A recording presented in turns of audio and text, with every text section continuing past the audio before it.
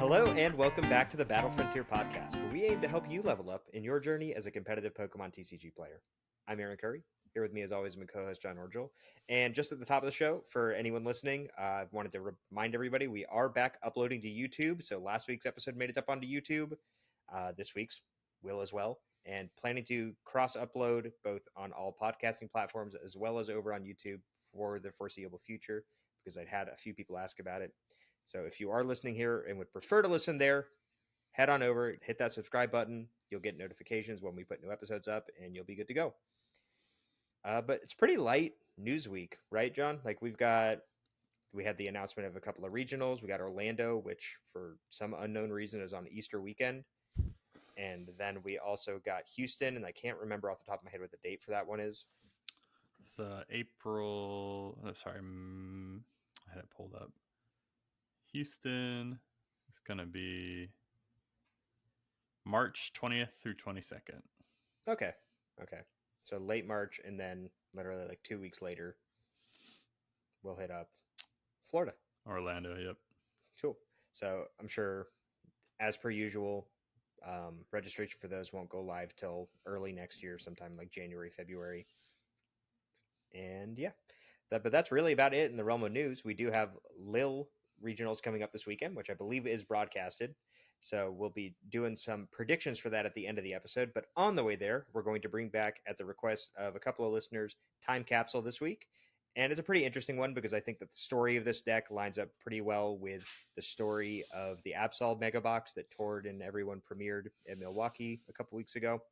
And then we'll hit up Blaine's quiz show and then close out with our predictions. But before we get to that, of course, I need to know, John, what'd you get up to this weekend? This weekend was pretty chill when it comes to Pokemon. I went out and visited my in-laws in Winchester, Virginia. Unfortunately, I looked at the calendar before I left or on the way over and saw that there was a cup going on at the store there on Saturday. And I felt obligated to think about that, and then just had to kind of squash that feeling down and just spend time with family. It's tough being a degenerate gamer out here. You know what I mean? Just having just disregarding all family obligations to play Pokemon. Nah, but it's good to kind of reset stuff and make sure you keep the main thing when it comes to family. Sometimes it's easy to lose sight of what really matters, or what is actually what your goals are. And if I was in a different point of my life, before I met Sydney, and I was definitely more on the mindset of I'm gonna go for the World's Invite, go for playing all the tournaments I can play in. And then, so it just depends on where you are in your life. So there's no real correct answer for all that stuff. It's just what works for you and your schedule and your priorities in life at the moment. Sure. So, but I just had to remind myself that my priorities are not Pokemon. But that was good. We did a lot of fall stuff. We went to an apple orchard. Her parents live in the Northern Virginia part of closer to West Virginia. That's in the Shenandoah Valley. So they have a lot of apple orchards and beautiful mountains and all that kind of stuff. So we just spent some time. The weather was nice Friday and Saturday. And it was pretty windy Sunday, but Friday and Saturday were gorgeous. So we just spent some time outside at an apple orchard and that kind of stuff. Went to dinner. So it was good. And then just came back and just got ready for the week. Yesterday we had our league challenge. We had a decent turnout. I was happy to have my friend Christian judge his first ever tournament. So That was cool. He just got accepted as professor. Let me know that. I'm like, dude, if you're not doing anything this Monday, I got a tournament. Just hop on in there, So, league challenges are a great one to get people introduced to Pokemon. And yeah, it was good. We had a pretty decent turnout. We had, I think, 15 players total for a Monday night league challenge, which was nice. It's not bad at all. No. And I believe Gardevoir took it all down, beat Cerulege in the finals, and I had to do the slow-mo, no, stop, because the Cerulege player used Briar on his last turn, and it was looked and took his last two prize cards. Except the Gardevoir player was down to one prize card. So that was tough. it was far enough into the game where I'm like, and I don't think it mattered. Like I feel like the Gardevoir player, like I ended up normally the penalty is you give a double prize card penalty, but like I don't feel like I want that game to Even at a outcome league to be determined. challenge? Yeah, yeah. I mean, Wow. Pokemon's been really strict about having all the rules be pretty standardized all throughout every level of tournament. Uh-huh. They do put in the clause like based on the level of experience. There's a little bit of that kind of clause in there to give you like the ability. Sure. So what I said was like to the player, normally like this would be like a double prize card penalty, but because you've searched your deck multiple times and reasonably can be assumed that you know what these two prize cards are without looking at them. I'm just gonna give a warning here. Um, you know, we could go back and forth about whether that was the correct ruling or not. Normally, it would be a double prize card penalty, but I didn't want the game to end like that, and I didn't really feel like that was fair to the player. I didn't really watch a whole lot. Unfortunately, like when you're kind of organizing stuff, you're the one just running Tom and Yeah. doing all that. I was letting Christian take over a lot more of the fourth floor calls. Um, but yeah, it is tough. Like when like, we had a new player who had never played before who played an unsleeved pre-release deck with some extra cards thrown in. So like that was a challenge, not any knock on him. Like you got to play what you have, right? Like it is what it is. And there was times where he like forgot to put out a prize card or something like that. Right. Right. So there's like little stuff where people are learning, and so league challenges are definitely like you have to like kind of figure out the level of like is it worth breaking this. I don't know, it's just tough to like gauge where to you want everybody's experience to be similar throughout all levels of organized play, but you also want somebody that's a new player to come back and play and Mm-hmm. experience all that. So just that's kind of the stuff that goes through your mind as a judge when you're doing those things. um yeah, I don't know, I think Yeah, but uh you can't force someone to have a good time, right? And right, realistically, if you're entering a tournament and you're playing with a subpar deck, maybe you don't know you have a subpar deck, but you kind of find out over the course of yeah, that event that you have a subpar deck and you lose every game. That may not be fun, but that's up to you as a person to determine whether or not you're interested in improving that to come back and do better, or if you just say, hey, this isn't for me. And that kind of sucks from the community aspect. Like you may have lost a potential person, but there's not really a way that you would retain them no, and but the by Pokemon any other community is means. such that a lot of times that player gets beat or like you know somebody beats them, like Hmm. everybody's willing to help them make their deck better if Oh, it's at that absolutely. point, or that player's like, well, I'm motivated to now spend, because it's still not that expensive to get into Pokemon, thankfully. So like No. they're motivated to spend $40 to get a top tier meta deck, Right. Or like you it buy really, like the rival battle deck plus a yeah, trainer toolkit or something, and you yeah, spend yeah, maybe like $50. And now you could obviously just buy singles and be better off, be able to get into everything a little bit more cheaply. But as far as sealed products are concerned, buying like we have much better new player resources than we ever have in the for sure. past. Yeah, and League is always a good spot to like Oh, just for have sure. people Yeah. come and try stuff out or trade or whatever you need. Like I've got people posting in my League Discord, asking for trades or for cards or something like that. And most of the time, everybody's willing to help them out. So that's really cool. It's what it's all about. I love seeing it. And yeah, like everybody, I had some new, like the new player, that new player, and then I had two other players that it was their first time and they were excited to keep playing. I had a family that showed up and didn't know it was a league challenge, but they were like ready to learn and come back. And we're doing like a Poke Halloween thing next week, so I'm excited to do that. We're gonna do some raid battles, so that'll be fun. Okay. So, I but was like, what does that entail? the raid battle, But it's no, like no. the Well, I just meant like the Pokemon Halloween thing. But I'm good yeah, now. it's just like that, and then like you can dress up in costumes, and I give out the booster packs. Uh, you know, I'll probably give out that, and then plus a play pack or something like that to everybody that shows up. So we'll Okay. see. It'll be fun. But that was my Pokemon. Not much going on this week. I tried new towards deck and played 2 games on live with it, and kind of just like I'm too tired for this. It just went to bed. If I'm honest, like I got bodied by one thing, and then I don't know, man. Like my heart's not entirely in it because I don't have a tournament that I'm playing in or like judging Sure. for a while. So it's kind of like I'll get back into it. I need to like stay on top of it because it's a good format. I don't know. Have you played much, done much with Pokemon this past week? Um, yes and no. So it was funny when I was editing the episode last week. I had entered a couple of random Twitter giveaways for Legends ZA because it was also Yeah, releasing yeah. last week, and coincidentally got a message Wednesday night while I was editing our episode that I had won a copy of the game, and so immediately stopped what I was doing and input the download code so that could finish. And I've put There you a go. lot of time into that so far. Like I definitely enjoyed Legends Arceus a lot. Outside of the kind of slog of the tutorial section, I thought that that game was a lot of fun and probably one of my favorite Pokemon games that they've ever made. So I was really excited to see what they did with this one. And so far, it kind of has the same issue at the beginning where you do have a good chunk of a tutorial section that like you can't really explore anything, but it has the same catching mechanics, but now also has more battles.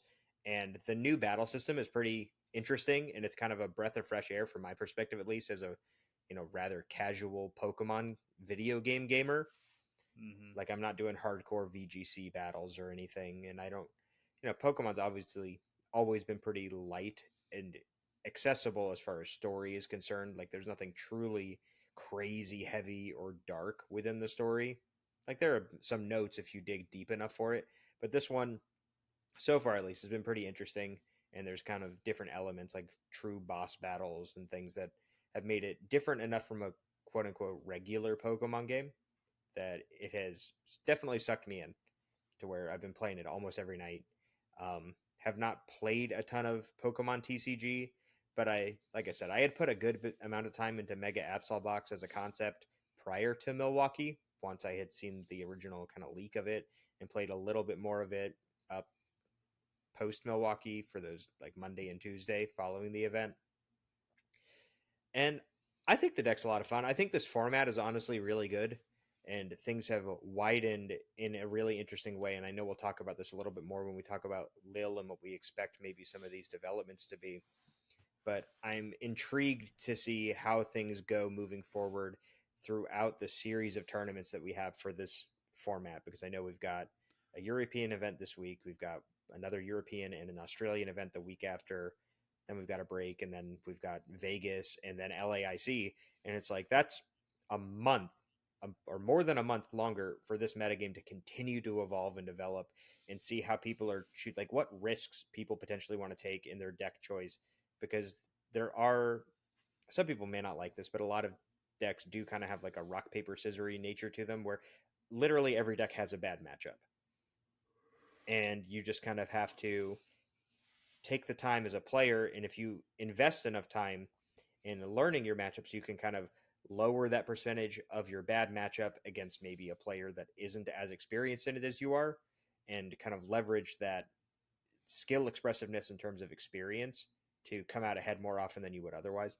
And I think that in my opinion, is a sign of a healthy format where the person who's putting in the most amount of effort should be rewarded more, I think, rather than just, oh, your Gardevoir deck's weak to my dark type guy, so I win. Like, that's not fun for Yeah. anybody. Right. I agree. I agree with your sentiment that you really like the format. I was kind of afraid that with the introduction of Mega Pokemon that it would just go back to how it was like when we had V Stars Mm. or tag teams, and it just felt like oppressive. Or if you're not playing those, you're not doing what the game designers want.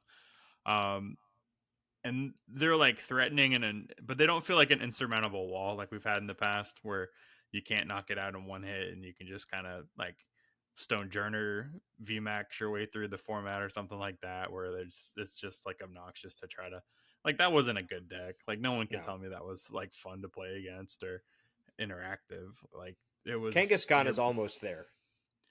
at times. But even so, like there's counters you can play. Like you can play Sure. Tool Scrapper, you can play Jamming Tower, you can like, you know, do different things to counteract that. And it's weak to fighting. Like it's not, Yeah. an instrument like you can counter it with different things. So No, the, but the yeah, card pool feels pretty good right now.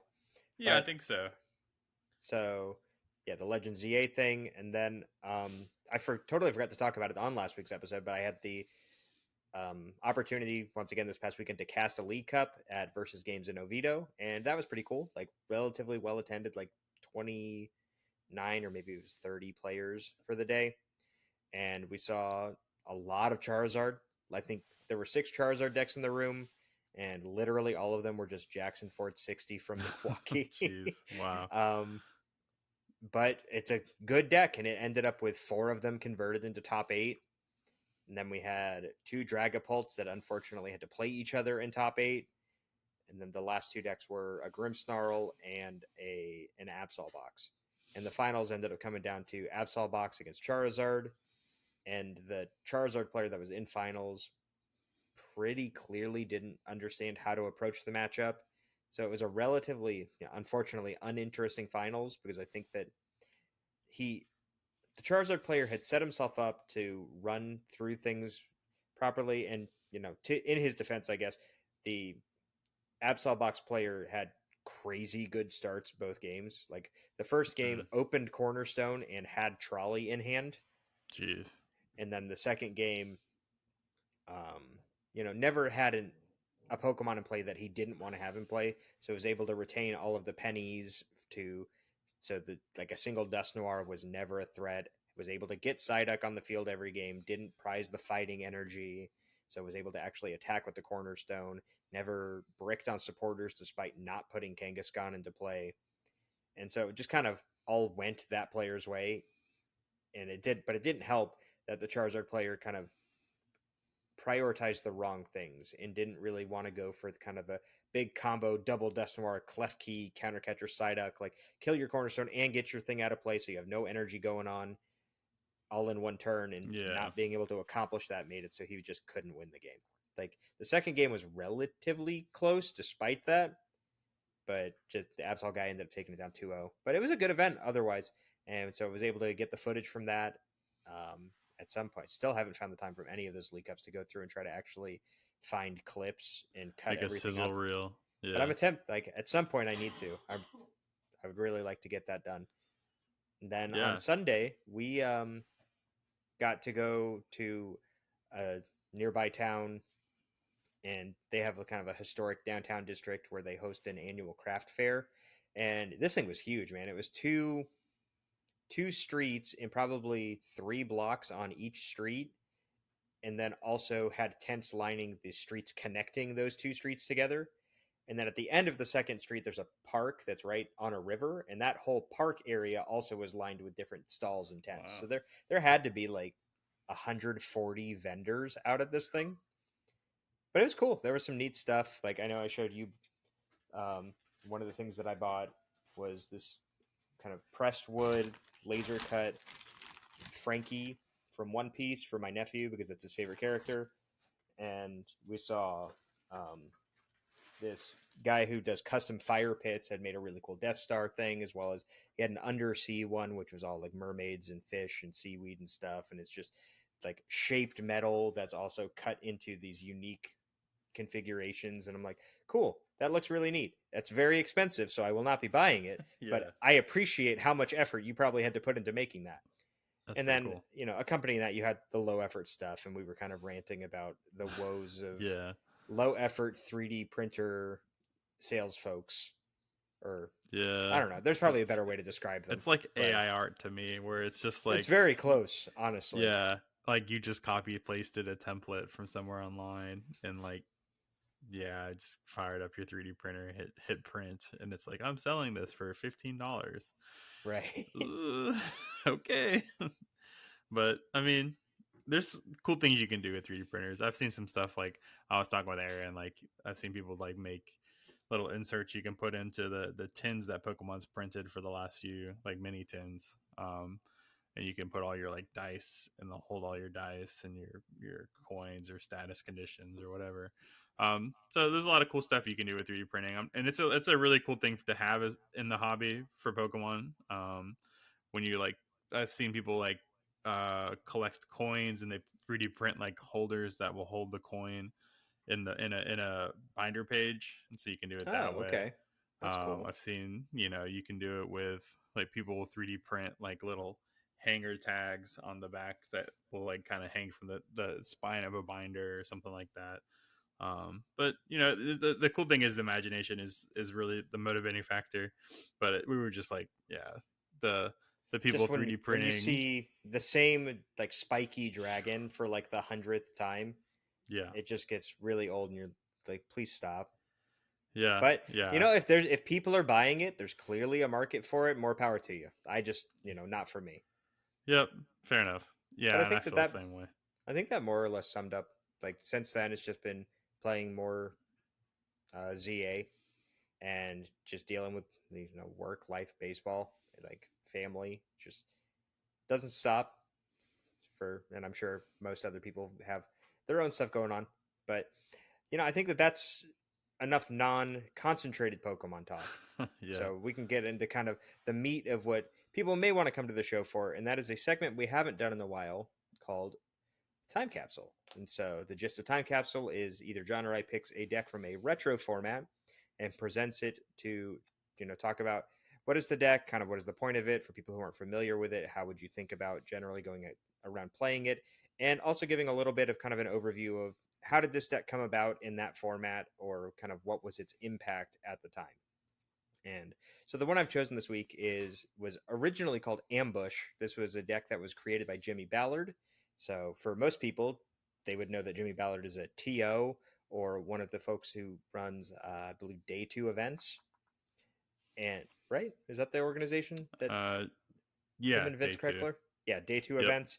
But Jimmy's also the guy who was the runner-up at the 2006 World Championship with his Evolutions deck, and has just historically been an avid rogue deck builder throughout his tenure within the Pokemon TCG.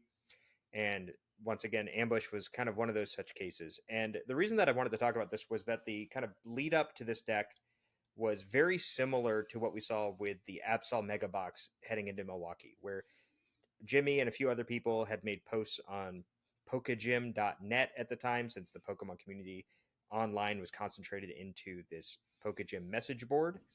And somebody had been talking about, oh, there's going to be an ambush at US Nationals, which Uh, was the big tournament for the year for a lot of folks in the US, since we didn't have ICs at the time. So every country would have an independent national championship at the end of the year, culminating in a handful of invites that would then feed into the world championship as the next big event following that. So US Nats is eventually what translated into becoming NAIC. But just being the cryptic nature of describing that there was a secret deck out there that people were not necessarily aware of or privy to reminded me a lot of what Tord did heading into Milwaukee, which is saying, I have a deck I have to play and nobody has guessed what it is.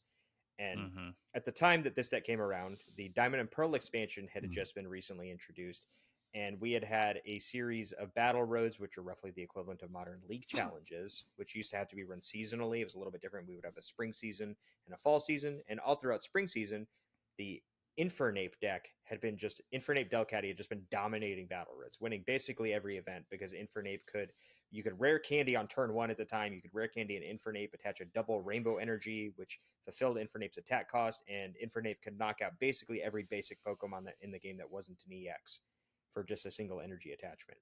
And people have said, oh, this deck's so busted, it's going to win everything. And then there were, of course, other decks that were also viable throughout that time. But sitting kind of silently in the shadows was another Diamond and Pearl starter in the form of Empoleon. And so at the time, Diamond Pearl had introduced the concept of energyless attacks. So we have this Piplup here that just kind of innocently does 10 damage for no energy. He would basically never use the second attack. But the star of the show with this deck was Primplup with Aqua Shower, which for a single water did 10 damage to all of your opponent's Pokemon, which by modern standards is absolutely trivial and sounds like a terrible attack.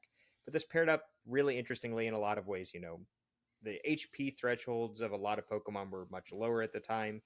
As an example, there's an Absol EX in this version of this deck list that is a 2 prize basic and only has a 100 HP total. So when your Aqua Shower does a tenth of that HP, that's much more impactful than what 10 damage is in the modern game. And then to accompany that, the deck also played 4 copies of Curse Stone, which is effectively Frostlass's ability, but on a stadium.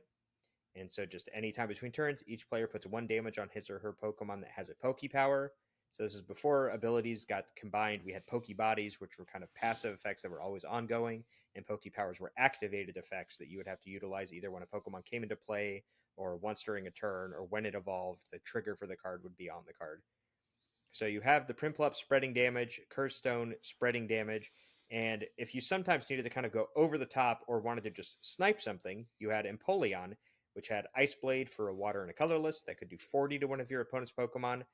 Or if you had enough time to get 3 energies on it, you also had Aqua Jet that did 70, and then you would flip a coin. And if you got heads, you would also do 20 to one of your opponent's bench Pokemon. And at the time, Empoleon is a stage 2 with 130 HP and a weakness that is plus 30 to lightning rather than being times 2. Was incredibly tanky, especially Mm. when you paired it up with one of the most powerful tool cards that we've ever seen in the form of Cessation Crystal.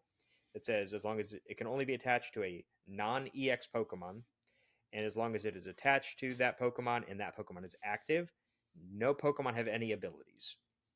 So you're locking your opponents out of, like I said, one of the big decks at the time was this Infernape deck and had Delcatty in it. And anyone who's really familiar with Retro would know what Delcatty does, but had an ability called Energy Draw, where you would discard an energy from your hand and draw 3 cards. So literally Lunar Cycle for Lunatone, except it was on a stage 1, and you could utilize as many of them as you wanted as long as you had that many Delcatties in play. And so shutting that off is really important. You're also shutting off the abilities. At the time, the Evolution EXs were really big. So one of the big decks from this year, the deck that ended up winning Worlds, was Absol Evolutions, where there was a Jolteon that when it came into play would spread 10 to everything. And then Absol's Cursed Eyes ability would allow you to move those damage counters and manipulate them so your attacks could do things. But that deck is very dependent on its abilities going off. So making sure that you have those abilities locked down, super great. If you ever really needed to kind of manipulate the damage in your favor, this list did play that Absol to use Cursed Eyes to move those damage counters around. And then the secondary player in the deck was the Delta Marowak from the Delta species set with its attack Energy Bone for a fighting and a metal that says choose a number of your opponent's Pokemon up to the amount of energy attached to Marowak, and this attack does 20 damage to each of them. And so you figure, you look at the energy lineup here, and we've got 11 waters and 3 scramble energy. Well, we don't have any fightings or metals, and scramble is a really interesting energy. It's basically just modern reversal energy. So it can only be attached to evolved Pokemon, which is a little bit different from what reversal does because reversal can be attached to basics. Scramble could literally only be attached to non-rule box evolved Pokemon, but if you were losing the game or behind in prizes at the time, would count as 3 rainbow energies. So a scramble on a Marowak would allow you to target 3 Pokemon in your opponent's field and do 20 damage to each of them. And then you had kind of other ways to work around this as well. We do have 2 copies of Holland's Electrode in here, which is a really cool concept. I think we've mentioned the Holland's energy Pokemon in the past, and I think that it would be really neat to see them revisit this in some capacity. But For Holland's sure. Electrode provides 2 rainbow energy because you can attach the card from your hand as an energy, but in order to do so, you have to bounce an energy from that Pokemon back to your hand. So it doesn't really accelerate you in energy attachments, but it does provide 2 rainbows for you. So if you maybe have a turn where you attack with a scramble energy as active, but then it puts you ahead in prizes, so now it's only providing a colorless, you can bounce that scramble to your hand to preserve as a future resource down the line, while also getting back your 2 rainbow or colored energies that you would need to attack. And then one of the other aspects of this deck that I think makes it kind of similar, or a little bit more similar at least, to the Absol Mega Box is we have the Roselia from Legend Maker. And the Pokebody is literally irrelevant because we don't play the React energy in this deck, but we do have for 1 colorless Flick Poison. And this attack isn't unique. We've seen something like this on a lot of cards, but you switch your opponent's bench Pokemon with one of the defending Pokemon, and your opponent chooses the defending Pokemon to switch, but that new defending Pokemon is not poisoned. And that wording is really confusing because at the time that this card was created, there were technically rules in the rulebook for 2v2 battles Mm-hmm. where a given player would have 2 active Pokemon. But the gist of it is you switch your opponent's active with one of their benched, and that new Pokemon that comes up is now poisoned. And importantly, in terms of like if there were things involving mist energy or a similar effect that would stop effects of attacks, if that was on the active Pokemon, it actually doesn't stop Flick Poison because the effect is targeting the bench Pokemon, even though Yeah, it it's it interesting. does even though it does end up affecting the active kind of indirectly because the direct effect is on the bench Pokemon, it would override something like that. And then the other thing that makes decks in this format in general pretty interesting, although it gets a little boring when you kind of look at a bunch of lists from this format and they all look very similar in their trainer section. It's just the Halon engine, which I believe we've also referenced before, but you have Halon's transceiver, which is kind of almost the spiritual predecessor to the rocket receiver we got in Destined Rivals, where the rocket receiver could search your deck for any rocket supporter. The Halon transceiver allows you to search your deck or discard pile for any Halon supporter, which is probably just the most broken card that's ever been printed, honestly. Yeah, I'm kind of mad that they didn't do that for the Rockets engine. That would have been like a better way to go I about it, I think it would feel have like. made the deck, it honestly would have made the deck significantly better because you could have slimmed down all of your supporters and just fit Right. more cards into your deck. But because of that, we're able to play Halon. All of the Halon supporters have the caveat that in order to play them, you have to discard a card from your hand. So minor cost for a very powerful effect most of the time, or just the discard is also potentially a benefit. But Halon Mentor is you discard a card, search your deck for up to 3 basic Pokemon that have 100 HP or less, and then put them into your hand. Halon Adventurer is discard a card and draw 3. But if you happen to discard a Delta Pokemon, you draw 4 instead. So we do have access to that via the Marowak. And Halon Scientist is discard a card and then draw until you have a hand size equal to your opponent. And so, in a lot of matchups like that Infernape matchup where they use the Delcatty's energy draw a lot, they get rather large hand sizes. So being able to go Transceiver for Scientist, discard a card, I'm going to draw 6 off of this is pretty powerful. And we have a few other things. We have Wally's Training, which allowed you to evolve a Pokemon. It was basically Salvatore. So you could just evolve a Pokemon from your deck to your active, or you could evolve your active by searching your deck for the evolution that went on top of that card. And you could even play this on turn 1 if you were going second. So you could potentially Aqua Shower with a Cessation Crystal starting on turn 1 if you coincidentally open with Wally. Or you could do something like evolve Piplup into Primplup, attach a Scramble Energy, Wally into Empoleon, and utilize Aqua Jet on a given turn if you're behind on prize cards. And like I said previously, Empoleon is really difficult to get rid of in one shot in this format, so you have something there. We didn't have a lot of search items at the time, so instead, like we had the Holland Mentor to find basics. Celio's Network could search your deck for any Pokemon that was not an EX, and then put it into your hand. It was kind of a necessary evil at the time. We had Castaway, which allowed you to search your deck for a follow-up supporter, a Pokemon tool, and a basic energy. So just a really generically good consistency card. We've seen things like Cyrus's Conspiracy in other formats, or I feel like we've had something somewhat. Arvin is kind of almost there. Just Yeah, it reminds me of Guzma Holo Tag Team sure, without the sure, discard effect. yeah. So without the discard effect, you're still doing something extremely powerful. Yeah. I think like the thing I really liked about Castaway or Cyrus was also getting to search your deck for your follow-up supporter in addition Yeah, to that's the really other cards nice. that you're finding. Like it's really cool. And then you also have a copy of Scott, which is just search your deck for up to 3 cards in any combination of supporters and stadiums. So you have a way to directly search out your Curse Stone, but also getting follow-up supporters, and to where you can filter cards out of your deck like extra Holon supporters that you don't want anymore to discard them down the line, or just getting things out of your hand. And then there were a couple of break points that throughout the way, because you have Castaway to find your cessation crystals, we also had a tech tool in the form of Strength Charm, which is just whenever the Pokemon that this is attached to attacks, that attack does plus 10, and then you discard Strength Charm, which Yeesh. really sounds awful compared to any sort of modern tool. Like you look at, Muscle Band or Choice Belt or even something like Defiance Band, where those tools just stay attached and continue to provide damage output as long as the conditions are met. And this is, hey, one time you do plus 10 and you're going to like it. But it was good enough. Again, the HP Yeah. totals were low enough that if this had been a consistent or a persistent effect, rather, it would have been ridiculously overpowered and everybody would have played it. But so this deck kind of took Nationals by storm. It didn't ultimately end up winning the event, but I think there were 3 of us that made top 16. I was fortunate enough to be one of those people that made top 16 with the deck. And then I lost in top 16. I think 2 people did make top 8 with it. And I believe that its run ended there. I don't actually recall what ended up winning that year. I know Jay Hornung was up there with Scissor Metagross, but it's 2007 is a really interesting format in the sense that I feel like a lot of people don't play it because they're more in favor of playing RSPK because of the wider card pool. but I do Yeah. think that Diamond Pearl with some of these Ruby Sapphire era cards is a pretty interesting format, and it actually mixes pretty well, even though because the initial Diamond Pearl set is low enough power level that even though you have the changes in the weakness system that were introduced there, the cards are not ridiculously overpowered to the point that they're the only cards you can utilize. But from Ambush, so Ambush like kind of persisted.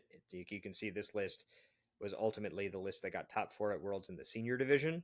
Mm-hmm. But Empoleon continued to see play in Sugiyoshi Yamato, a historic Pokemon player, won the first Nintendo-based World Championship or TPCI World Championship.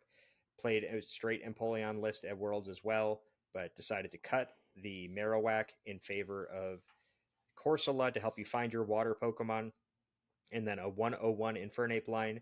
So you could beat something like Scizor, which I believe also ended up making top 4. But I think that was specific to Japan. But just the power of Aqua Shower plus Cessation Crystal plus Curse Stone is really the backbone of this deck. And until you really see it in action or have more experience of this format, it's hard to kind of put into words just how impactful and how powerful that is. But it was really Yeah, good. And if Sensation you, Crystal's mean. oh yeah, for sure. And if you are at all a fan of spread decks, this is definitely one that I would recommend visiting if you were ever to play the 2007 format. Yeah. What is the recovery in this deck? Is there? I guess Nope, there is none. that is terrifying to me. But that is why. Well, Yeah. there was no recovery in the format outside of like Holon Farmer, which was discard a card, shuffle, and like do a double super rod. Basically, you could get 3 Pokemon and 3 energy and shuffle them into your deck. And instead of that, you're playing just thicker counts of all of your Pokemon and more energy. Yeah. I mean, that's not like. I mean, it makes sense.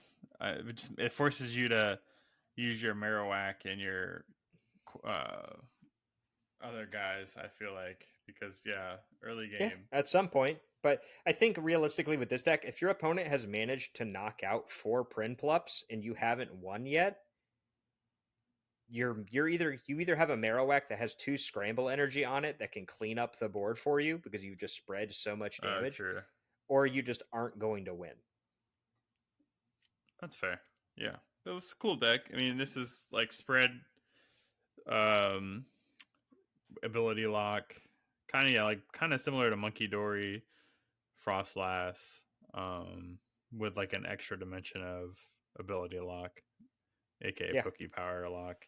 Mm-hmm. Yeah, like you said, it shut off a lot of good stuff. I had actually never played 2007. I think I played 2008. Like I have 2 decks from that era with 2008 is was a totally different beast because it is, but the you weird thing is it does have the Empoleon deck as one of the world's decks. oh, So I I wonder believe what it age does. division that was from.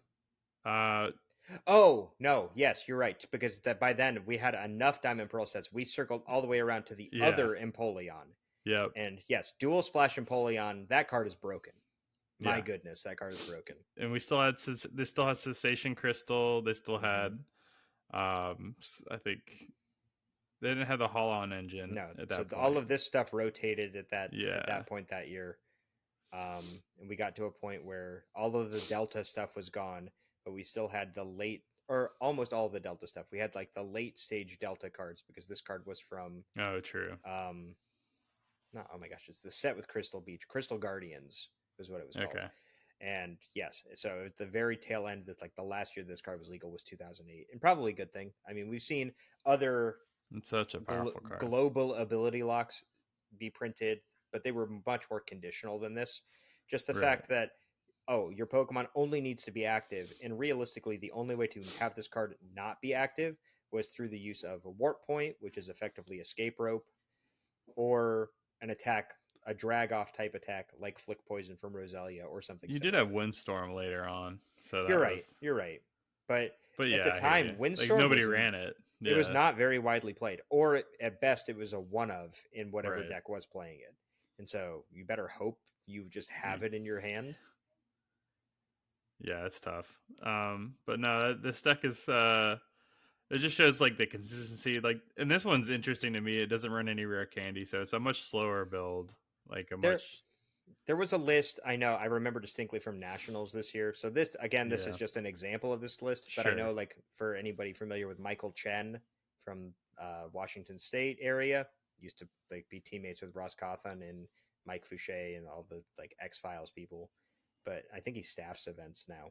But he also was one of the people that made top cut with this deck, and he was playing a single candy in his list along with like a Briney's Compassion, so you could do a play like have your Primplup take some damage, and then you use Mr. Briny, which is like, I guess, Penny effectively, except it didn't only work on basics. So it's kind of like the midway of, or the combination of Penny and Turo, where you can just pick up whatever Pokemon you want, and it just goes to your, or it only works on non-EX Pokemon. That's what it is. Okay, But so you can pick up any non-EX Pokemon, but it also keeps all the cards attached to it.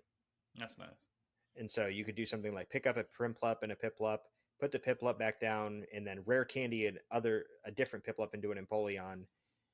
Or you could rare candy the same turn at the time. So you could just rare candy that Piplup right back into play into an Empoleon and then drop a Scramble Energy and do some crazy stuff. I know I ended up playing Michael and Swiss and lost specifically because he played a rare candy. And I was like, oh, totally wasn't expecting that. But at the time, again, because your main thing is just going through Prinplup and using Aqua Shower Yeah, it makes and sense. occasionally using Brine, because Brine is relatively powerful. I totally glossed over this before, but for 2 water, if you choose one of your opponent's Pokemon that already has damage and you do 40 to it.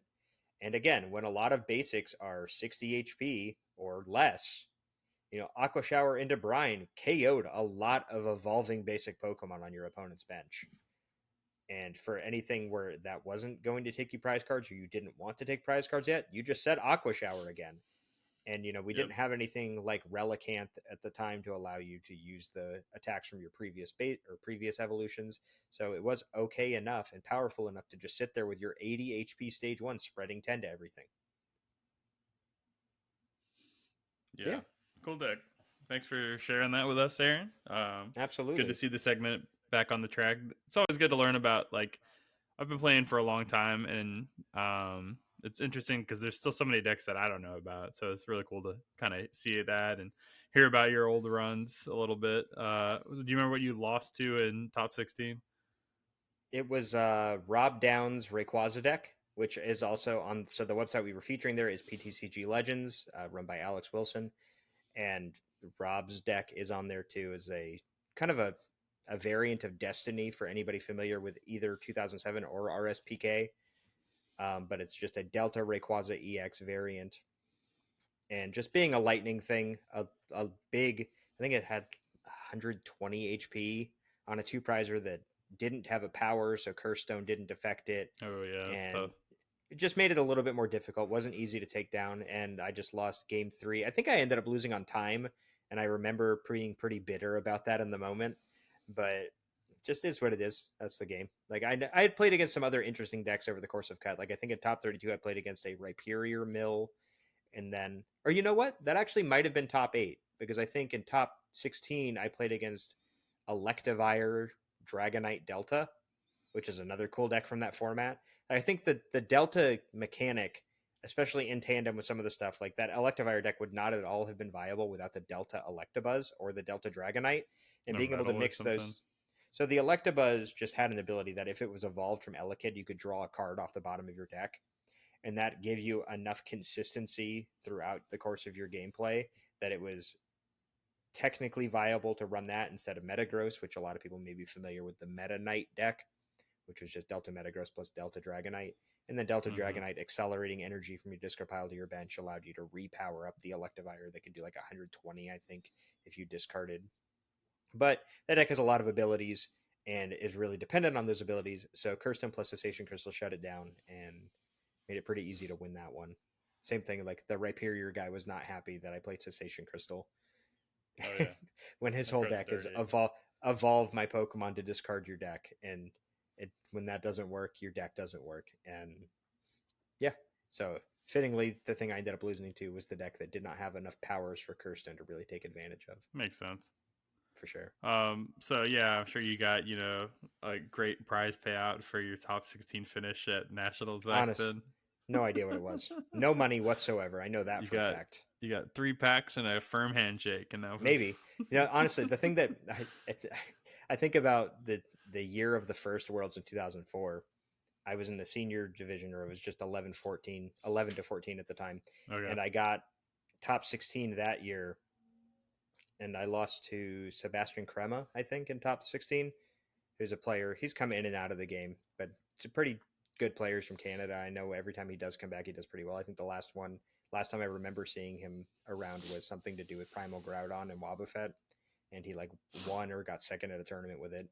But lost to him, and it was when they debuted pop packs, which was something that they determined that giving us a pack of Ultra Pro, like plain black Ultra Pro sleeves, 2 pop packs, and like I think 8 packs of the newest expansion was adequate prizing for top 16 of Worlds.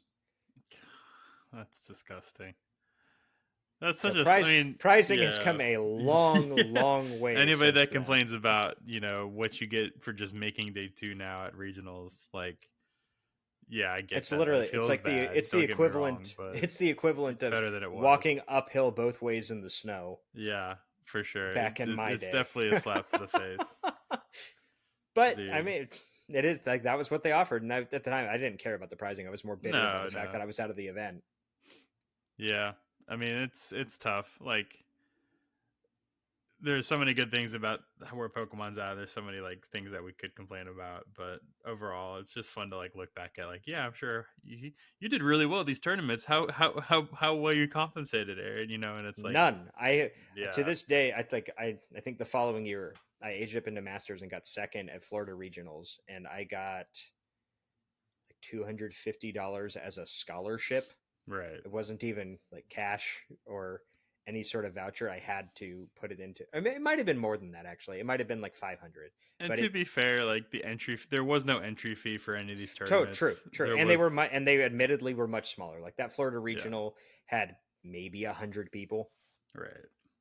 So, I mean, definitely different time, different Hmm. elements to it, but it's still fun to look back at, like, because I mean, we did, this people making the decks at this era, like these aren't fully optimized lists. These are just the lists that did well that Yeah, may or may not be the best variants of this. Like, we look back at some of these formats and it's like, this is what did well, so maybe it's great. But oftentimes, as people like go back and re-explore these formats, you find out more things like, oh, maybe Rock Candy would have been good in this deck, as yeah, opposed to absolutely. just running it like that. So, yeah, But yeah, that's one thing we don't, I guess, talk about enough is the at the time there was the level of information sharing.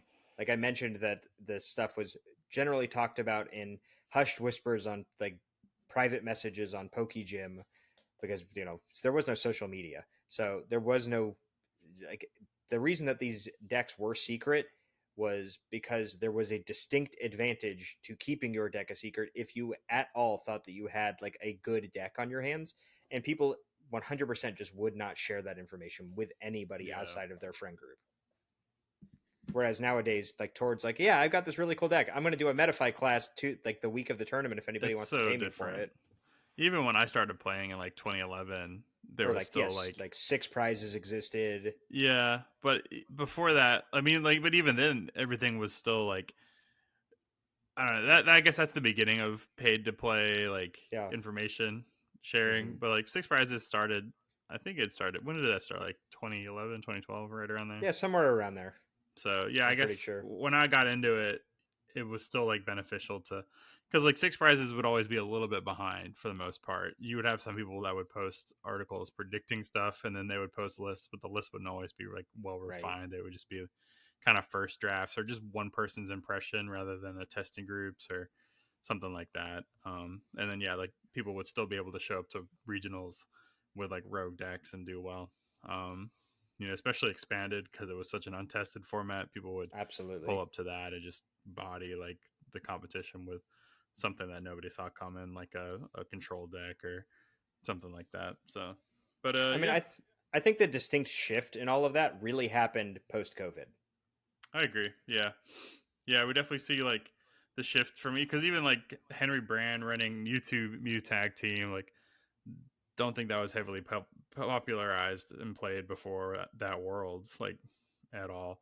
And that was kind of like a surprise deck to do well at that tournament. And then since then, like, we've had surprises with stuff here and there, but I mean, not really. Like, No. And it doesn't help a lot of times. yeah. I feel like a lot of expansions have been much more cookie cutter in terms of what is and is not viable.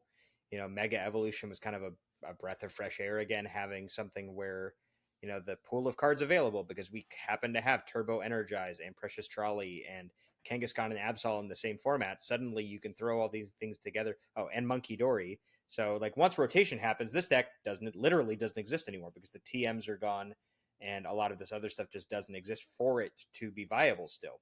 So we get this nice little kind of time capsule, quote unquote, of a moment where it does continue to exist, and it's really neat. And that's why I think that it's cool. The thing that kind of gets undersold a lot of times when people talk about these past formats is most of the time people are referencing the World's format for a given year. And so these in between formats do sometimes end up being some of the better ones, or more interesting ones at least. Yeah, I agree. Like, especially now that rotation's mid-season, like, there used to be that Worlds was at the very end of the year, so you would have the culmination of all the cards in the card That's true. pool.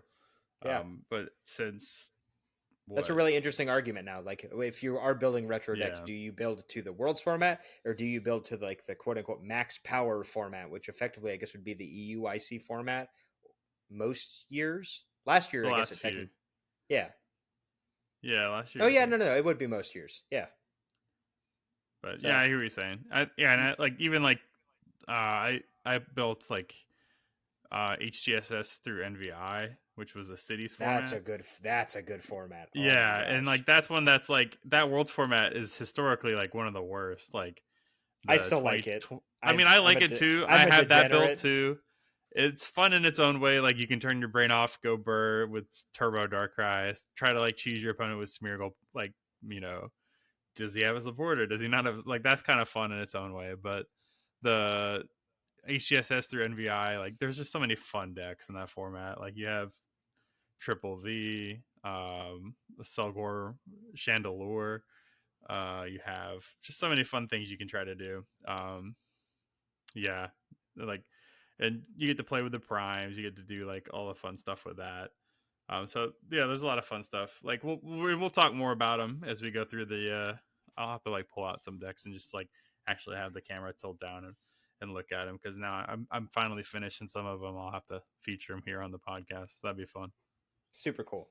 But yeah, we'll be sure to do more time capsule coming up in the near future rather than I think the last one we did was probably a couple of months ago at this point. Yeah, I think I did one with Black Bolt White Flare with the Yeah. electrics. Might have been the And last time. that would have been like 2 months ago. Yeah. Okay. Fair enough. All right. Yeah, we'll get back But to it. that's enough I guess historic Pokemon. Unless, well, I guess technically I don't know what the topic for this week is, but I'm interested to hear what you have in store for me in Blaine's quiz show this week. Sure. All right. Let's get that started.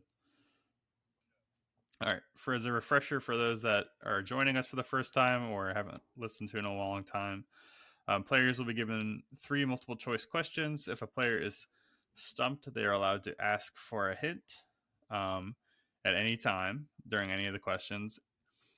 Just the one hint, though. So if players answer all 3 questions without the use of a hint, a bonus point will be awarded.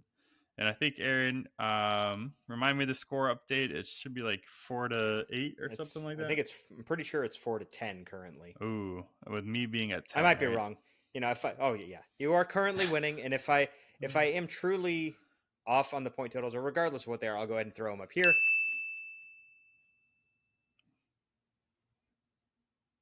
All right. So this week, well, I stopped for a second. I was like, "What is he waiting for?" Like, I know, I was like waiting. this is the spot. I did my hand motion because I'm like, "This is where I'm going to put the ding in the can't episode." see your but, hand because I have the window closed at the moment. Sorry. You're good. You're good. All right. So with the release of Pokemon Legends Z through A, I figured we should go back to the Kalos region for this week's trivia question. You've been playing the game a lot, so maybe you have a good advantage going for you here. I don't know we'll about find that. out. ZA is only Lumio City, not the whole region. That is in the Kalos region. But yeah, fair enough. So we'll see if that makes a big difference or not. I think you'll get most of them, hopefully. All right. First question. Including natural Oh form, my how god. many different forms can a furfrou take? Okay. Is it 6, 8, 10, or 12? I have literally no clue, and a hint would not help me either. I know it's more. I do know it's more than 6. I know that Okay. for a fact. But I'm trying to figure like what would the number has to. I feel like the number needs to be significant in some way. And actually, I think I do know the answer to this because Xander Bennett did a whole thing on like number of forms that a Pokemon has at his Worlds Yep. or his NAIC trivia. You did remember that. And this Pokemon, but I don't remember what number he said this one had. I know it's more than 6 because it's more than Rotom, and I think it's less than 12. Now I'm trying to think about Pokemon Go because I know like there's one that's unique to Japan, there's one that's unique to Egypt, there's one that's I think there's another unique one, and then there's like 4 that you can do no matter where you live. So that gets me to 6, and then the natural one or the regular one. So I guess the number that's closest to that is 8. So let's go ahead and go with 8. Aaron, you got so close, but you Oh had my to go a gosh. little bit further. It is I have 10 forms. I'm not going to list them out. All right, You're good. next one. How many cells make up Zygarde's 100% complete form? Oh my gosh. So this is the big hulking monstrosity. Is it 50 cells, Uh, 100 cells, 200 cells, or 250? is this?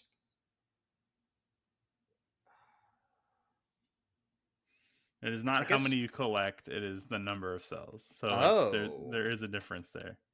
Just to give you, I guess, a hint or more I guess. clarification. I guess I had a different. My other question was going to be.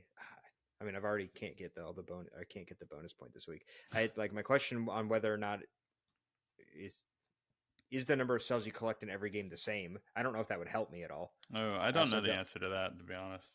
Yeah. Um. Okay. So it's not how many you collect. So how would it be a different number than how many you collect though? I could be wrong. But from what I read briefly, it doesn't seem like you collect all of these cells. Okay, so we've got another 50-50 on 100 or 200 because I think 50 is not enough. 100 they did 999 with Gimme Ghoul, which is sadistic in its own right. Mm. 250 seems like too many. What game did Zygarde 100% come out? Was that Sun and Moon? Because I know Zygarde came out in X and Y, but Zygarde 100% was not a thing in that game. I think he could like only be like the snake one, whatever percent that is.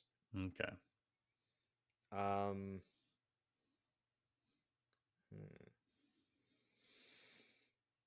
we'll go like 100's too on the nose for 100% complete. So I'm gonna go with 200. All right. Well, surprisingly, it is 250. Oh my So it's gosh. at the very high end of it. To go, I think from I forgot the breakdown exactly, but yeah, it's a lot of cells. Um, so that's 0 for 2 so I'm far. gonna fact check you on this one Yeah, go after for we're it, done. please. I'm just going off of what Google told How me for the many most part. cells are in Zygarde?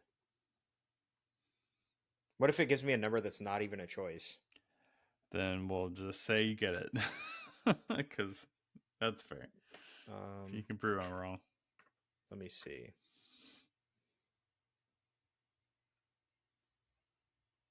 Let's see. This is not helping me.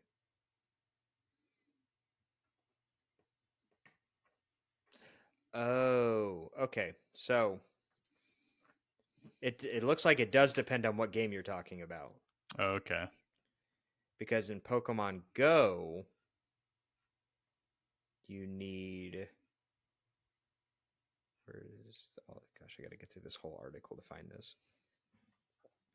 In Pokemon Go, to get Zygarde complete, you need 200 Zygarde cells.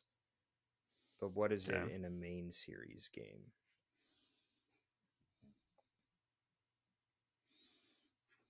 Let's see. So let me refine my question. Sun and Moon, because I know it's from Sun and Moon. In Pokemon Sun and Moon, there are a total of 95 Zygarde cells to collect. Additionally, there are 5 Zygarde cores that can be found throughout the Alola region. Collecting all of these allows you to assemble a complete Zygarde. So that sounds like in Sun and Moon there are 100, which really seems too on the. Where did you get this 250 number from? I think it's from.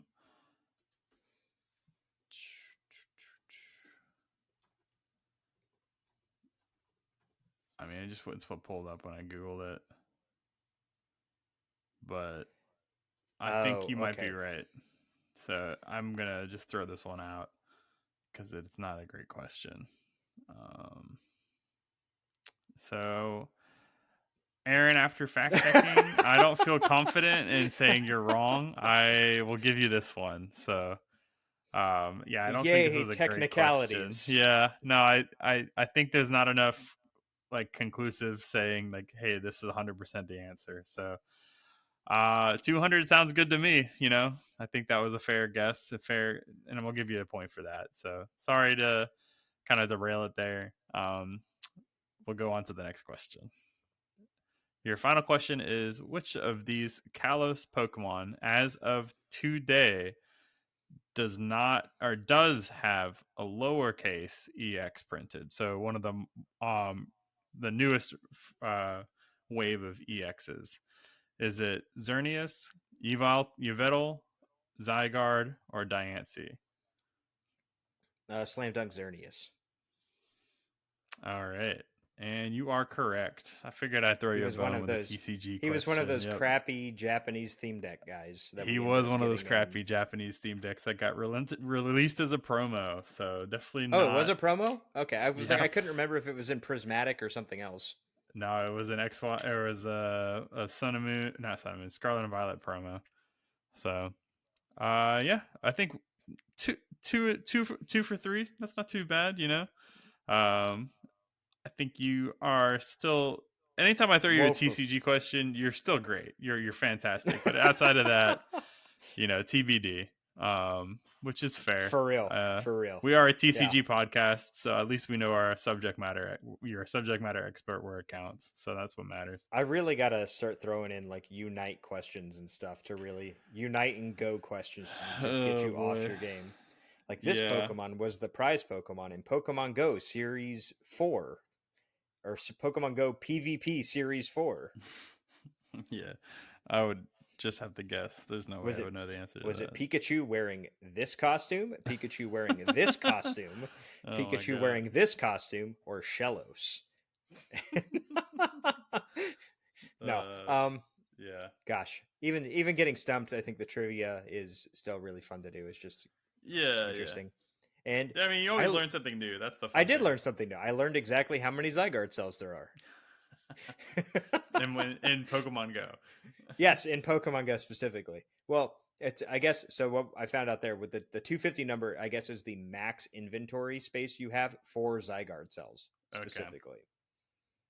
And interestingly, I guess there was an update with Pokemon Go recently to where the max level changed. Like I know I happened to log into it coincidentally. I think I open it up like once a month, maybe nowadays, and I jumped from level like 41 to like 57 or 62 or something, and it was like, oh, Wow. so the max level must be like higher than that, somewhere like 80, 90, or 100 or something like that now. Wow. I've seen a couple of YouTube ads this week that have made me want to open the game because they're bringing out Gigantamax Grimmsnarl soon, and I definitely, thanks to the TCG, now have a soft spot for Grimmsnarl. For sure. So they're truly marketing toward me. But I think that the events for it are like exclusive to Japan or something, so I'm probably not going to Bummer. get one, which is a little disappointing. Well, maybe Cool you gotta make Pokemon though, friends with some Japanese players and trade it or something. for real, for real. Uh, And so to close out this week, we're just going to do a couple of quick predictions regarding Lille and kind of our thoughts on some questions we may have had heading into this format, even though we're seeing it evolve. It's not brand new at this point, but maybe some things that should be on people's minds as they head into it and where we stand on those questions. So I'm going to let John go ahead and roll through our first prediction. Yep. So just gonna go through it, and uh, first one is how many, if any, Absol box, aka towards secret deck, do we expect to make top cut this weekend? It did really well with I think 3 out of the 8 top 8 placements being this Absol box for uh, Milwaukee, and I don't remember exactly how many. I think we had like 2 or 3, maybe even 4 in Belo Horizonte. So had a good showing there. Didn't win, but EU, I think is probably eager to play the deck, and we'll definitely see more people playing it this weekend. But do we think we'll have this sustained success now that people have had time to test against it and maybe formulate game plans against it? That surprise factor is gone. So, Aaron, how many do you think we will get uh, after Are we talking about top eight or this week? ASIM? I said top cut, so well, just to say ASIM. Okay. I think two's a good number, Okay. honestly. And I'd even go so far as to say that I think two will make ASIM and one will make top eight. I do think that a lot of the success of the deck was tied to both the surprise factor as well as just the average strength of player that was playing it at the time. And now that you've hit a wider pool and that more people are prepared for it and decks will be better built to be prepared for it on top of people knowing what to expect, I think that it'll falter a little bit. I mean, that's not to say that it's not a good deck. I think 2 copies in Top Cut is still very respectable for a given deck. But I Yeah, I also think. do think that we're going to see some metagame shifts. Raging Bolt was heavily on the decline, and both Raging Bolt and Ledge have relatively good matchups into this deck. I also think that there are ways to kind of tech Dragapult to be a little bit better into it. I do still think it's largely unfavored into the deck, but I do think that it could be a little bit better. And then I think that if a studied Gardevoir player can just straight up beat this deck more often than it loses to it. Yeah, especially if they run, the Mega Guardia or the Drifloon can come Drifloon. back into play. Yeah, for sure. Those will definitely help. And I think I'm with you. I'm definitely thinking it's going to be less than the 3 that were in Milwaukee. I'm going to go down to 1. Not that Okay. I dislike the deck, but I do think that we're in a really wide meta right now. And to expect, like, we had that Grimmsnarl question before Milwaukee, and we thought it was in a good position, and only one made top cut. And I just expect there's just going to be a lot of decks out there. You expect Guardia to take up a spot, and it's EU, so you'll probably see some like Raging Bolt. You'll see some of that kind of stuff. So I don't know. I think it's good. I think it's still there's a potential for it to go as high as 3, um, but we'll see. I think now that people know how to play against it, like you said, it's not quite as powerful as it was in Milwaukee. But Sure. you brought up some aggro decks in your quick rebuttal to the Absol box. Um, the next question I have is: will an aggro deck be the largest meta share on the stream graphic for day one? Um, so you talked about Sacrilege and Raging Bolt. I think Sacrilege was listed as the number one deck in Milwaukee. Do we think Sacrilege might hold on to that, or do we think something else will come up that replaces that? I I'll don't go know if it will first, be I Seraph. guess. Oh yeah, go for it. Go for it, please. Um, yeah, I think.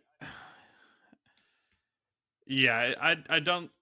I, I don't know. I mean, I think Sarah Ledge is probably that strong. I think yes. My answer is yes because there's still a large contingent of players that go into regionals at that level that are just looking to play a deck that's consistent that can give them the chance to make day two if they just Sure. play it optimally. Or if they just play it normally, just set up and start swinging.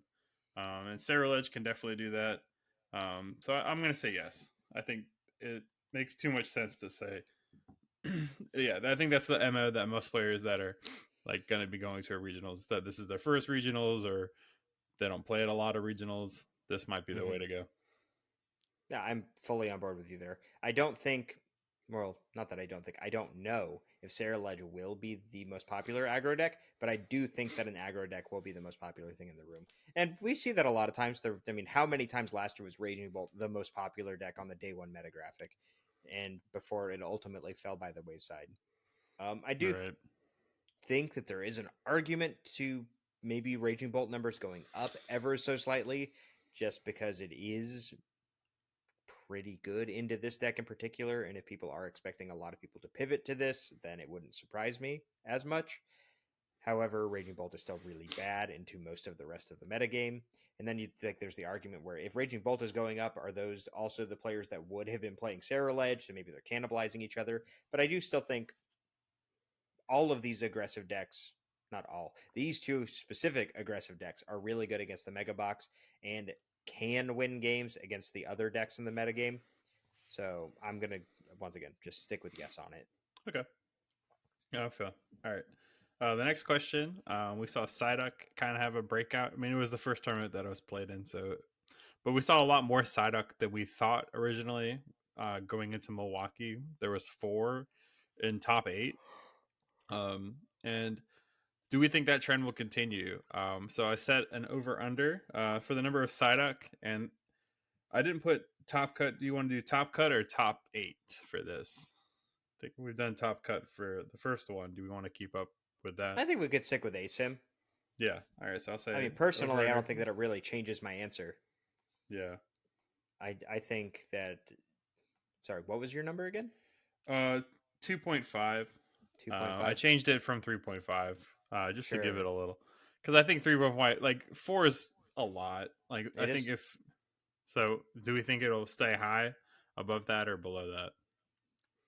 I'm gonna go with low one again. Like we talked about, I think that the number of Absol boxes that make cut is going to be lower than what we had in Milwaukee, and then I also think that a lot of other decks just aren't playing it. Dragapult largely is on the downtrend.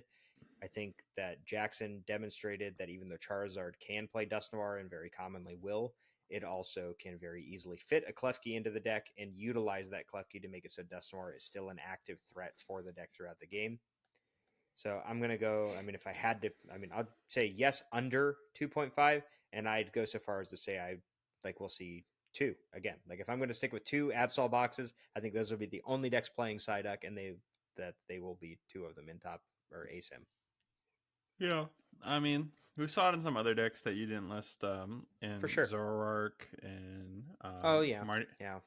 Marty's Grimmsnarl, I think, can run it. Like they ran it in the top cut list in Milwaukee.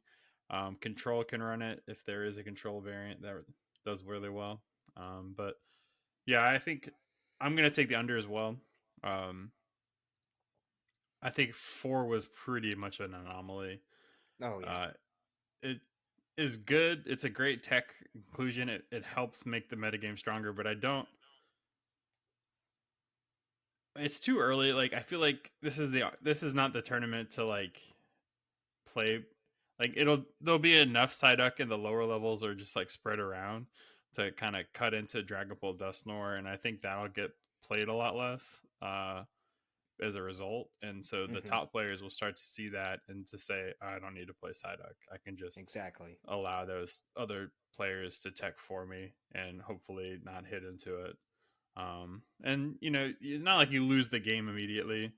Um, there's still other things you can do against Dragapult Dusknoir, and the deck's not always consistent or able to execute on its game plan. So it's not like you just have a auto loss. It's just a little bit tougher. But yeah, I think we're both under on that. The next question I had was, will Charizard make top cut? So we see Charizard with Jackson Ford coming out of, not, I wouldn't say nowhere, but out of obscurity. Charizard really wasn't played for the longest time, but with that relative decline of Dragapult Dusknoir, still a good deck, but just falling off just a little bit. Charizard was able to reestablish itself and say, "Hey, I'm top dog, big bad." Definitely have an infernal rain going on. So I don't know. Do we think that will continue? You said that you had a huge turnout of players at your League Cup playing Charizard. I'm sure there's going to be a ton of people. I mean, there could be. we talked about what would be the highest played deck. It could just be Charizard. It could Like it wouldn't 100%. even surprise me. People love Charizard. When it was really popular back in the day, I remember like just kind of scratching my head and seeing like how many people were playing Charizard, like back in like Reggie Drago days last year. You know, it was just like, why are people still playing Charizard? Like it wasn't as good as it was at that point, you know. But now it is kind of back. Like now with Dragapult, Dusknoir falling off a little bit. Do we expect Charizard to make top cut? And I'll answer first. I think yes. I think that it is in a decent position still. There's not a lot of people that are going to be teching for Charizard in my mind, Hmm. even though it won. It wasn't a huge meta share. I don't know what you can do to tech a whole lot. Maybe like the cornerstone play works a little bit, but I don't know. Like if it's like the Jackson Ford list, it's pretty adaptable and good into a lot of different things. And it has just enough to get around Cornerstone. Like I think Sure. Jackson did beat a Cornerstone in one of his top cut matches Yep. to make it into the last final round of the tournament. So I'm gonna say yes. It's just in a good spot right now, and I feel like we'll have a huge turnout of people playing it. So what do you think, Aaron? I mean, I'd like to be contrarian and disagree with you, but I also know how popular Charizard historically has been in Europe. So I fully expected to be in cut. I honestly fully expected to be in finals again. I think, like you said, yes, it is adaptable enough that it can be shifted as necessary to fit these things in. Like you can, we saw Jackson, and the shifts don't need to be huge, but we saw Jackson played Shaman. You could play the Psyduck instead if you really wanted to. You could just cut both of those entirely and play other cards. I know you could up your number of jet energies because of Evoltol trapping plays. You could play Turo. You could play an additional Dusclops to make your Dusknoir a bit more consistent. You could play a fourth Candy to make your Dusknoir more consistent. We've also seen, I know Jackson put out some type of class at some point post Milwaukee where he's also shifted his list, and his preview image for that shows the Ho-Oh that we saw the contingent like Grant Manley and Caleb Gettimer were Yeah. playing in their Charizard list. So as just another thing to KO a Cornerstone, doing 200 with Ho-Oh plus a Dusclops pop KO's Cornerstone. And so if you can leverage a turn where you throw Klefki active, you could like pop Dusknoir to KO Psyduck, pop a Dusclops, which is easier to achieve than getting Dusknoir back out, and put 50 on a Cornerstone, and then promote Ho-Oh and KO it. I mean, that's a lot.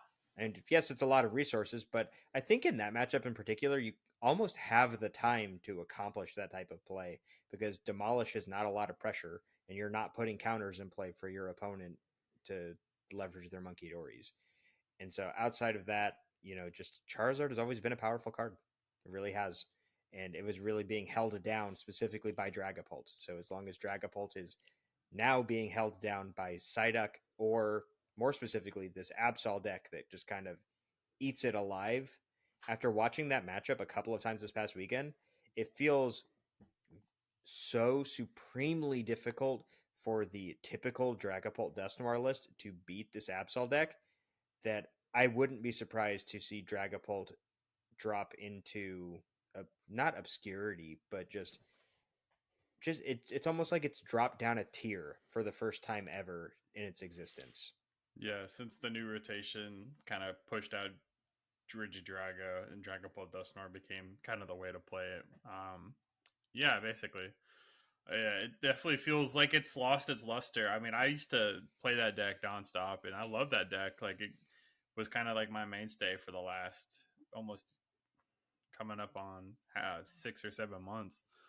But yeah, since Mega's come out and we have a hard counter to Dusknoir, but it just doesn't feel as powerful as it once was. It doesn't feel like it has that like looming ability to just take over games. I mean, you still have Yeah, comeback mechanics. You still have a lot of good stuff going for it. It's still good, but yeah, I think like even at the end of it in Milwaukee, like the players that were playing Dragapult Dusknoir, one commented like it's a sunk cost thing where they've just put in too much time with the deck for and sure. it's too late to switch. Uh, Yeah, absolutely. and I could see that for I mean, sure. yeah, I can relate to that. Um, but yeah, I think But that's a really long-winded way to say I to say think yes. Charizard is still really good. Yep. Yes. There you go. There you go. All right. And our last question, the one that we usually say, we've been very anti-contrarian today, so I respect that. We've been very, very friendly. Only one question we haven't agreed on, but the last one, we do have to pick different players. I don't think we can both agree on the same one for this one. Sure, sure. Um, Pick a player you think There's no will. shot you're gonna pick my player. Oh, okay. Pick a player to do well at the event. So we'll give the point based on who does the furthest tournament run. Yes. So And go. Yeah, for you the go ahead. life of me, I don't know how to pronounce this man's last name, but he is one of the friendliest people that you'll ever meet if you ever meet him in person. And I am, of course, speaking of Oyvind out of. Is he from? I always mix Even this up. Is Oyvind from Svinvold, yeah. Finland? Is he from Finland? Uh, Great question. I think so. Legitimately, always mess this up with him because at one point I could have sworn that he was from Norway, but I know that he's not. No, I got I to go think to he's Worlds from now because I know Finland. he made cut. Yeah, he is from. Okay, so Oyvind and gosh, I'm gonna butcher Svinvold this or last something one. like Svinhuvud, that. Yeah. All right. something like S. that. That is the closest. That is the closest attempt that I have. But Oyvind, it is a known Charizard player. Won a regional with it Mm-hmm. last year. Made top 8 at Worlds with Charizard. Guy loves Charizard and plays off of vibes, so I'm sure he's going to show Yeah. up with the most Oyvind coded Charizard list and will have a game plan and is studied enough in the Charizard mastery to be able to utilize all of the tools in its arsenal to blow away these other new age Charizard players and these Absol box players. Yeah, he's Now, Finnish. notably, yeah, I confirmed that when I went to look at Limitless to try to find his last name. But I'm concerned there's a chance he's not going to the event because I know he just got married within the past couple Okay. of weeks. But fingers crossed, he'll show up in Lille and he'll go on a deep run again. Gotcha. My heart was saying Stefan Ivanov, but I've kind of come off of that a little bit. He's posted on Blue Sky today. He doesn't know what he's playing yet for this weekend. So I am going to pick another. Yeah, I'll go with somebody that had really good success last year at a couple different tournaments. Daniel Magda. I know that we could just easily hit the Tord Rec Club button. I thought about doing that too, but I'll pick somebody a little bit less on the nose with that. Daniel had a lot of good successes, including like a deep run at he won LAIC I think last year. No, No, I last got year was fourth, top four at yeah. LAIC. Sorry, and sixth at EUIC. So back to back top 8 finishes. Hadn't really done like a whole lot since then, but just been consistent. And I think he'll right the ship going into this season. So that'll be my pick. Okay. Solid choice, all things considered. Yeah. So we'll see. And we'll definitely kind of break it all down next week. Um, you know, it's always tough to like kind of piece these together after the rush and excitement of a new format, just the day to day. We'll be here for a little bit. Thankfully, we're getting a new set relatively soon. Pre-releases will start up next early next month for the. That feels it's so I crazy know though. it. It feels our friend Ian messaged me last week and said, "There's no way the set's coming out already, right? It feels too soon." And so Yeah, I went to go back and confirm kind of the release dates from last year for Stellar Crown and Surging Sparks. And the thing that the hang up, the reason it feels too soon is I guess Mega Evolution released 2 weeks later yeah. than Stellar Crown did, and just kind of threw everything off from there. But I don't know. I just like seeing new cards. I think that new cards being added to the game, I almost, as much as it would suck from a consumer perspective because it would just be more money more frequently, I almost wish that they would release cards faster, if that makes any Yeah, sense. almost like the pocket level of. Not necessarily Not that that fast. often, Yeah, but we get, and I had this argument kind of online too, where I don't necessarily like half the time we'll get a set like Shrouded Fable or prismatic evolutions, like the mini sets, more or less. Yeah. And yes, there can still be impactful cards in them, but for the most part, they're not really meta game warping sets. Right. Now, prismatic was a bit of an exception to that because Badu itself was just that much of a focal point in the format.